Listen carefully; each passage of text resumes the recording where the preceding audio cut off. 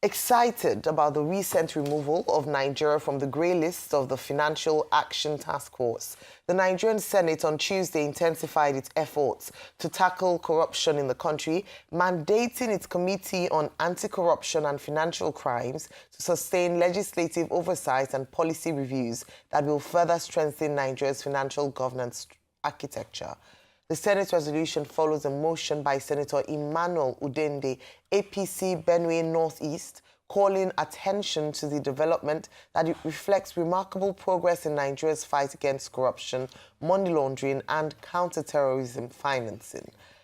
Senate commends the efforts of the President Bola Ahmed Tinubu, the Central Bank of Nigeria, and the various anti-corruption agencies for the reforms leading to the removal of Nigeria from the FATF grey list. Reacting to Nigeria's removal, Minister of State for Finance, Dr. Doris Uzoka Anite, said President Bola Tinubu's vision of a $1 trillion economy was now more achievable than ever with Nigeria's recent delisting from the grey list of the Global Anti-Money Laundering Watchdog Financial Action Task Force, FATF. Building on the success story, the upper legislative chamber also mandated its Committee on Anti-Corruption to collaborate more effectively with anti-corruption agencies and be more vigilant in its oversight functions. This singular act certainly will boost investor confidence and reassure the International Committee on Nigeria's renewed commitment to transparency, accountability, and global financial standards. The listing of Nigeria will also go a long way in giving our anti-corruption agencies full participation in the fight against corruption in the Committee of Nations. With this delisting today, we are celebrating success. We are celebrating economic prosperity. You want to even buy ordinary property in London with your sweat income. You are being told by lawyers to bring you into the system. You have to answer very many financial questions. Again, this is a consolidated gain coming from the Senate, because if the Senate have not given those enabling environments in terms of legislation to this financial institution, there is no way they can celebrate the integrity of the listing today. Now, metamorphosing into the President of the Federal Republic of Nigeria, as listed in this motion paper, is very commendable. That at least for several years now, Nigeria have been paraded as dangerous to the financial setting. But today, Nigeria is no longer on that list, that dangerous list. So accordingly commend President Bola Ahmed Tinubu, the President of the Senate, the Nigerian Financial Intelligence Unit, the Economic and Financial Crimes Commission, the Independent Corrupt Practices and Other Related Offences Commission. Meanwhile, the Senate has fixed today for the confirmation hearing of the appointments of Acting Chief of Defence Staff, Lieutenant General Olufemi Oluyede, and other newly appointed Acting Service Chiefs. The Senate's decision to screen and confirm appointment of the top military officers follows a request by President Bola Tinubu in two separate letters to the President of the Senate, Godswill Akpabio. Akpabio, after reading the request, referred the letters to the Committee of the Whole and announced Wednesday for the screening. President Tinubu had on Friday appointed the former Chief of Army Staff, Lieutenant General Olufemi Oluyede, as the new Acting Chief of Defence Staff to replace General Christopher Musa. He also appointed Major General Waidi Shaibu as the new Acting Chief of Army Staff, Air Vice Marshal Sunday Aneke as the new Acting Chief of Air Staff, and Rear Admiral Idi Abbas as the new Acting Chief of Naval Staff. Moving on to other news, Chairman, Presidential Fiscal Policy and Tax Reforms Committee, Mr. Taiwo Oyedele, yesterday declared that despite current fiscal expansion resulting from recent economic reforms, poverty remained prevalent in the country.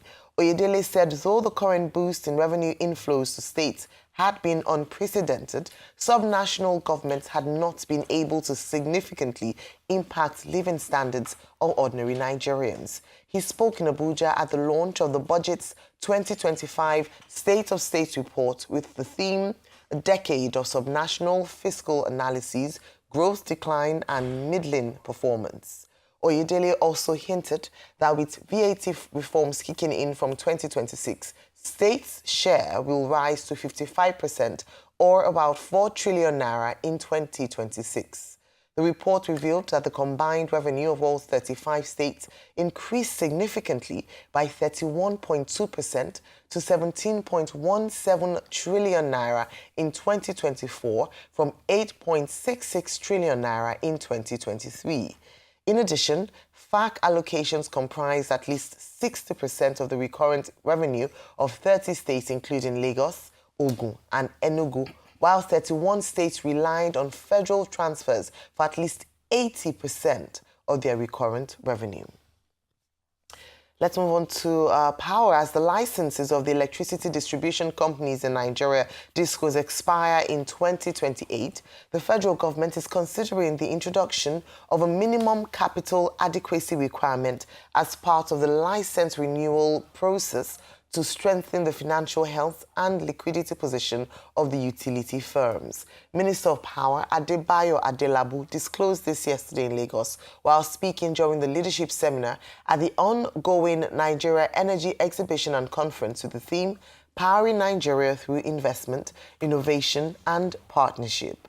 Adelabu observed that the Nigerian power sector continues to face challenges of undercapitalization among several DISCOs and a severe debt burden that has constrained their operational efficiency and service delivery over the years. This day recalls that Adelabu had in early October at an industry event in Abuja threatened that the federal government would not renew the licenses of poorly performing DISCOs when they expire in 2028, blaming the DISCOs for the persistent poor electricity supply across the country.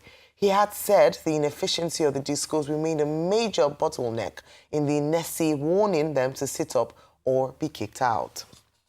Now let's move on to Anambra, where the National Security Advisor, Nuhu Ribadu, has assured that Anambra State is fully secure for the governorship election scheduled for November 8.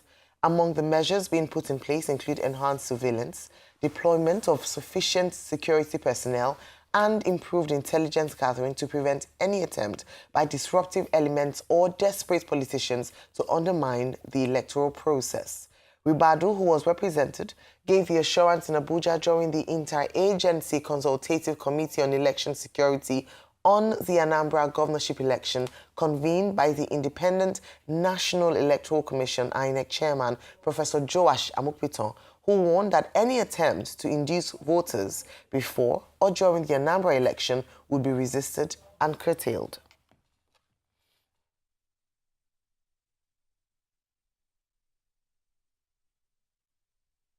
November 2025, we have put in place robust security measures. These include enhanced surveillance, the deployment of sufficient security personnel, and improved intelligence gathering to prevent any attempt by disruptive elements or desperate politicians to undermine the electoral process. We would like to warn that any attempt to induce voters before or during the Anambra election must be resisted and curtailed. We must join hands to combat the menace of vote buying. Security agents cannot afford to create an environment that allows vote buyers to operate during this election. Together, let us combat vote buying, uphold the values of democracy, and work relentlessly for the credibility of our elections. So we remain committed to supporting INEC to deliver its mandate towards having this credible election in Anambra State. I wish to appeal to the government and the people of Anambra State to see core members as their children and thereby provide necessary security and support to them towards deepening democracy in Anambra. All right, a number of stories to get through this morning, Rufai. State of the States, on one hand, Anambra elections in view. Professor Amopitan speaking, maybe not directly, to voter inducement claims in Anambra State following that Professor Soludo video that's now gone viral, but other stories before us this morning as well, the discos and others. Your take on these stories this morning? So I'm happy that the NSA, National Security Advisor, is saying that they are going to meet anybody that wants to do anything untoward in this Anambra election, fire for fire, which is a good one. But the question I'd like to ask is, why is it that every by-election in Nigeria, we have close to 30,000 security personnel? They say the same thing. But after the elections, we always see a lot of discrepancies as regards security. Today, they are saying over 24,000 personnel, spread over 5,000 polling units. This would be an outlier. But you see, the thing I know so well about Nigeria is that culture will eat strategy for breakfast. And that's why when Professor Josh Amopitan is saying now that anybody that tries to induce voters, they will not take it. When the governor of the state announced inducement of voters by saying that those that win certain wards will be given XYZ amount of money, has INEC directly taken it up with the governor? And that's why I said yesterday, what you do speaks so loud I can't hear what you say. I didn't say that, Ralph Waldo Emerson said that. And that's what I'm seeing with Professor Amopitan. So we are waiting, if Mr. Soludo will really carry out what he said, and the cash will flow as people start to win their unit. And we'll see how many of these vote inducers that they're going to bring to book. We need to look at our election system properly, or else we don't get anywhere. This is your litmus test, Professor. Like I said yesterday, for me, you have started to fail already. Because if you don't nip things in the bud, it's failure in the waiting. And he who fails to plan, plans to fail. If we don't plan to call out people that are talking about voter inducement, then we are planning to fail in arresting the people that induce people with money on election day. My second point this morning is around the state of the state. And good job, budget, and congratulations to the budget team. They've constantly brought out these reports. There were some outliers, like Enugu State, even Anambra State. They showed how well they have done in terms of fiscal discipline. Enugu State, all of a sudden, has become an heaven for raising money. The governor, by a lot of people never gave a chance, is doing so well. From over 30 billion to 37 billion to over 100 billion. He's putting digitization in place. He's now part of the few states in the country that are actually viable, that if they don't get FAC, they should be able to run. But the sad reality is that most states are not viable. About 28 states still need FAC for about 55% of their revenue. And that's why the tax, the man that, Mr. Taiwo Oyedele, the man that worked on the tax bill, is saying that poverty still looms large. And despite the fact that these states are getting a lot of money, yes, their revenue on paper must have increased, but how they deploy that revenue has decreased because we forget that the trillions we are giving them is devalued naira. It's no longer the naira they had access to years ago. And the cost of doing things have tripled in that naira terms. Because it's also been occasioned by a high level of inflation. So while we are trying to push it to the governor, so they are getting a lot of money. Can that money actually get a lot done? No. Ask governors. I've had a chance to talk to some governors. Ask them the cost at which they do road before and the cost at which they are doing the roads now. But that does not say most of them should not work. Because if Enugu can do it, and Enugu can create a miracle, the Enugu miracle, what are the other states they're doing that have that level and that potential? So this state of the taste is for us to be able to look inward and look deeply. And as with all the reports coming out, yes, we are off the gray list now. The truth is, let's stop touting this $1 trillion economy. I know it's a buzzword, but I think we've been able to prove with empirical facts that it's not possible in the next 5 years. And we can't grow at that astronomical amount. Even if you do 1,001 rebasing, no, it's not going to happen. But it's a good thing that we're off the grey list now. So a lot more inflows can come, a lot more transactions can come. Yeah, it's a good one. It's another good step. But we are not off the buck yet. So a lot more work needs to be done. The dividends of democracy, we need to see in the lives of people. We can't be saying we are making a lot of government revenue and we can't fund the budget cycle. Another report yesterday came out that despite the fact that they have 2-year concurrent cycles, 2024 and 2025 budget, it's just only 36% that they deploy for spending in the health sector. Out of all the monies earmarked. So this so-called wealth that we claim we're having is not trickling down. And as regards the state of the discourse, it's so easy now for federal government to say, yes, there's time for renewal. Is the government oblivious of the fact that they are owing the discourse money?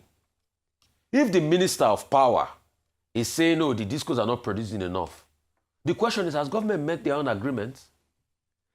Since the day government promised that they were going to offset that 4 trillion, what have they done to offset the 4 trillion that they are owing them? Is the money not growing? So government is claiming that, oh, the discos are inefficient.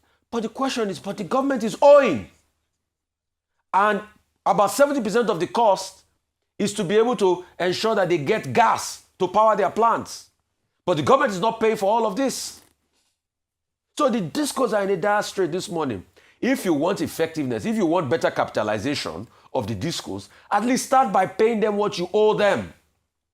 Government put aside a bond for the 4 trillion to be able to pay back the debt. The debt management office is saying something entirely different. Madam Joy was here the other day to talk about what the debt management office was saying. So what government is saying is directly different from what the debt management office is saying. The discos do not have their money as we speak. All right, Dr. Batim. Okay, ahead of the Anambra gubernatorial elections on Saturday, November 8th, our expectation is that, as has been promised by the new INEC chairman, that the process will be credible, will be free, and will be fair. And we have had this statement coming from the governor of the state saying that Anambra State is ready to deliver. That's a very positive affirmation. Also, from the office of the National Security Advisor, the National Security Advisor saying security will be provided. And also, the chairman of INEC, Professor Amokuiton, saying that vote buying, vote selling will not be tolerated. They've all made the right noises, and we're hoping that that election next week, Saturday, will meet the expectations of Nigerians and also of Indian Anambra, and that it shall be well with Anambra after the election. However, let me look at the point made about vote buying. Section 22 of the Electoral Act of Nigeria 2022 says that if you buy votes or you sell votes, you are liable to 2 years imprisonment or a fine of 500,000 naira or both. We have had similar cases in the past, and INEC is given the powers to prosecute electoral offenders. But where the problem is a conflict you have because of the multiplicity of agencies. You have the police that will say they are doing their investigations. They rarely complete those investigations with regard to electoral offenses. You have ICPC, you have the EFCC getting involved in the matter. The matter goes to the courts take all the time in the world to prosecute the cases. And at the end of the day, nothing comes out of it. Which is the basis why Professor Yakubu Mahmood, who was INEC chairman before now, and also the present INEC chairman, are saying that we need a dedicated electoral offenses commission that can deal with electoral offenses expeditiously. That bill was tabled in 2022. By May 2025, it has passed second reading. As part of the process of electoral reform, we must further empower INEC to be in the forefront of prosecuting electoral offenders. If electoral offenders, attached as they are to powerful politicians, do not have any strong deterrence, they will continue to get away with it. And Section 22 of the Electoral Act of 2022, which we say we need to reform, will remain, ineffectual, to use a more correct phrase. Now, as for Minister of Power, Adelabu, Minister of Power was speaking yesterday at an energy conference. And two things that he said. He says Nigeria has capacity to generate electricity up to, did he say 19 gigawatts, which is more than megawatts and all of that. But we cannot do that. And then he says that government is going to set a minimum capital adequacy, threshold for the electricity discourse. And three, that any company that does not meet that threshold would have to be kicked out. Now, this is not the first time that Minister of Power will be threatening the discourse. He says the discourse are the problem children within the value chain. But he's wrong on that score. Let's start with that. Because indeed, number one, when the Jonathan administration did this transition, program for electricity, the arrangement was that the discos, the private investors, will be responsible for 60% of funding. Government will be responsible for 40% of the funding in what is more or less a joint venture partnership. But the federal government of Nigeria has always failed to meet up to its own expectations, creating a situation, therefore, since 1960, whereby what we do in the electricity sector is trial and error, with far-reaching consequences, severe consequences for manufacturing sector, for ordinary Nigerians. In some other countries, Doha has a population of about 3 million plus. The actual people of Doha, what you call indigenous, there are 300,000 people. The rest of the population is made up by outsiders. They have electricity 24 hours in Doha. Nigeria is also an oil-producing company. We can't manage gas. We can't manage any resource. So the finger that Adelabu is pointing to discourse, the remaining fingers are pointing to government in terms of its trial and error approach. Two, he said a lot of other things about the Electricity Act of 2023 and what the government has been trying to do to empower the states to also generate and regulate and all of that. Well, how much are we getting in that direction? That is another question. He talked about, discourse, but the problem is with the value chain. How about the transmission companies? How about the generation companies? These discourse distribution companies, they were thoroughly discredited under President Muhammadu Buhari, so that many of these discourse, banks lost confidence in them. And they had the problem of capital and all of that, and the problem of the issue of metering that was introduced. They cannot do it because there is no money. I think that what the minister should do, he offered a very robust response in terms of Electricity Act, in terms of the government paying 4 trillion naira, which is the promise of the Tinubu government. Has anybody collected a fraction of that 4 trillion naira? So it's not enough to blame the discourse. What we need is a complete overhaul. And they've been talking about renewable energy. What is the Nigerian government doing about renewable energy? We have sunshine in abundance. Maybe it is the area of renewable energy taking us off the grid that is so problematic. Maybe that will be the problem. There's no reason why Nigerian people should not have electricity supply. Mr. Yedele was saying, yes, they've done reforms, revenues have gone up in an unprecedented manner, but there is still poverty in the country. Yes, he's stating the obvious empirical truth. With over 63 million people at a point were living under the poverty line in this country. That number has increased. I saw one figure saying 130 people. What Taiwo Yedele is saying is on all fours with a report in This Day Today coming from Quantu, I think that's their name, Quantus Economics.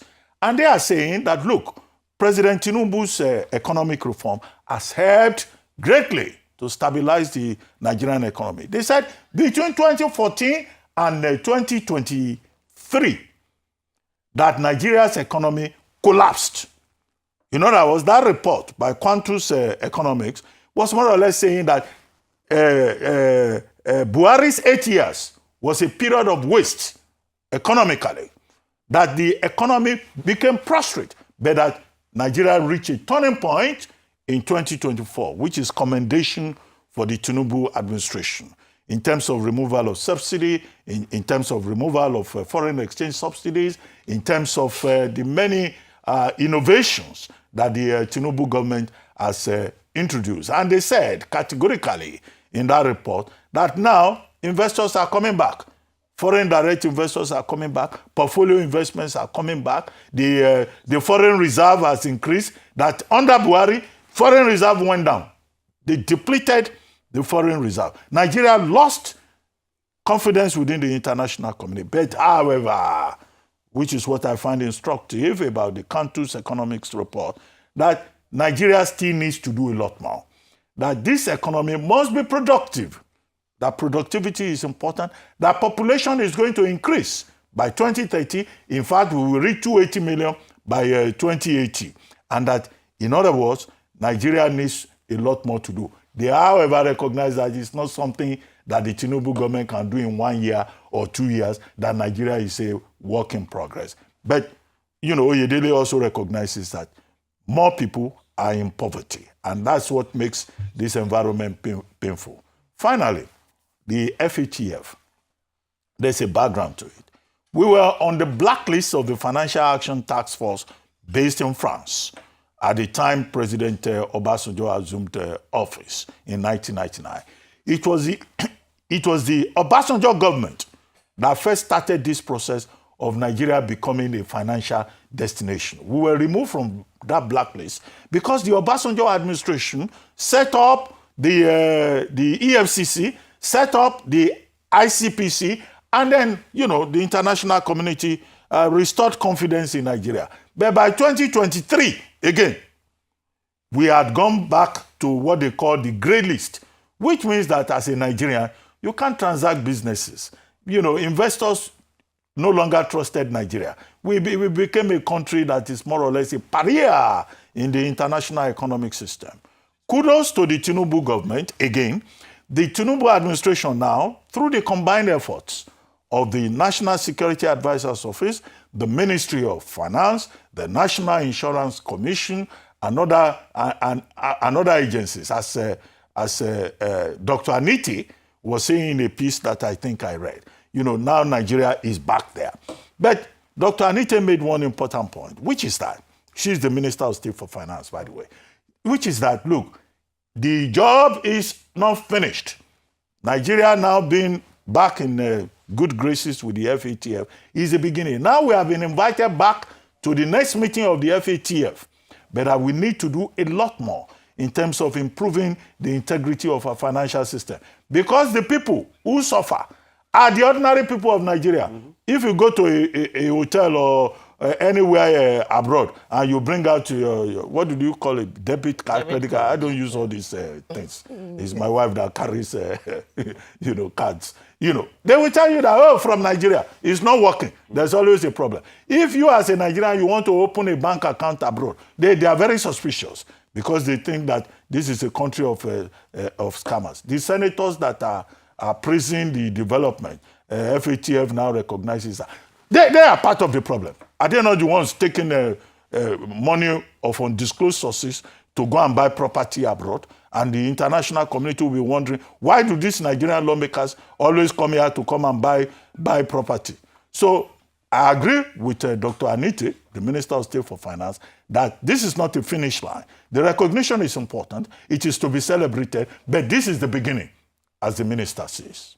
This is the beginning. Okay, let me talk about State of States this morning. And again, congratulations to budgets. They have consistently been spotlighting the states and analyzing budgets and budget performances of not just of Nigeria, but also of states. Now, in this instance, Mr. Taiwo Oyedele describes a situation whereby states have more naira, have more money, yet the people are poorer as a paradox.